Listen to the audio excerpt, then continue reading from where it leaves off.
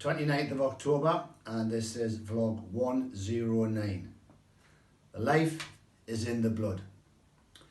So this morning I woke up, as I was waking up, this phrase went through my mind, which I have written down because I want to get it word for word when I see it. And this is what I heard this morning very clearly in my mind as I was just starting to wake up. The blood of Jesus is the antidote for the venom of the snake and the sting of the scorpion. I'll read it again. The blood of Jesus is the antidote for the venom of the snake and the sting of the scorpion.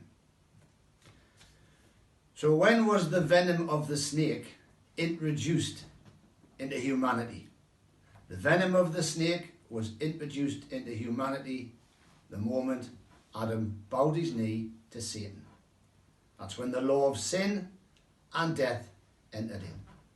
When was the sting of death entered into humanity? Exactly the same time. The venom of the snake and the sting of the scorpion entered into humanity exactly the same time when Adam rebelled against God. And from Adam all the way through until Jesus on the cross, that venom and that sting had dominion over all mankind, except one nation, and that was the nation of Israel, because they had the blood sacrifice, well, they had the blood on the doorposts and the lintels, which stopped the angel of death, and they had the blood sacrifices and the offerings, their time in the wilderness, and also when they went to the promised land and Solomon's temple. So there was a group of people where the venom of the snake and the sting of death could be neutralized through the blood and the blood of animals. We have the blood of Jesus.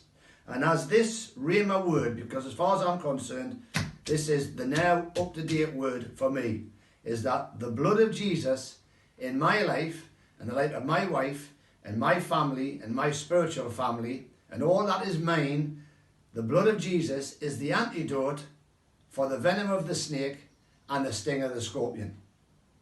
So from generation after generation after generation after generation, us Gentiles have been subject to the law of sin and death through the venom of the snake and the sting of the scorpion, until the Holy Spirit led you and me, led us to the cross.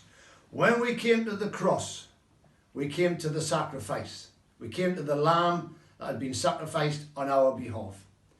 And the blood of the lamb washed us clean when we asked Jesus Christ into our life. At that very moment, the law of the Spirit of life, where is the life? In the blood. The law of the Spirit of life in Christ Jesus set us free. That is phenomenal. Totally, completely, in every area of our lives, from the generational problems and issues that have gone down our fallen DNA and through our fallen blood, right up to this moment in time, past, present, future. The law of the Spirit of life, the life is in the blood, the law of the Spirit of life in Christ Jesus has set us free from the law of sin and death. The problem is, well, it's not a problem, but the issue is my soul, my body, your body, my mind, your mind, didn't get born again. My spirit did, but my mind didn't, my soul didn't, my body didn't. So I need to apply the blood of Jesus. Why? Because the blood of Jesus is the antidote for the venom of the snake and the sting of the scorpion. And because also, the moment you got born again, you became a king and a royal priest in the order of Melchizedek, you have the right to apply the blood, as Job did over his 7 sons and his 3 daughters. In Job chapter 1, it tells you that this is what he did on a regular basis. He offered up a sacrifice. He spilt blood. He poured out blood on their behalf, in case they'd done something or said something about God that they shouldn't.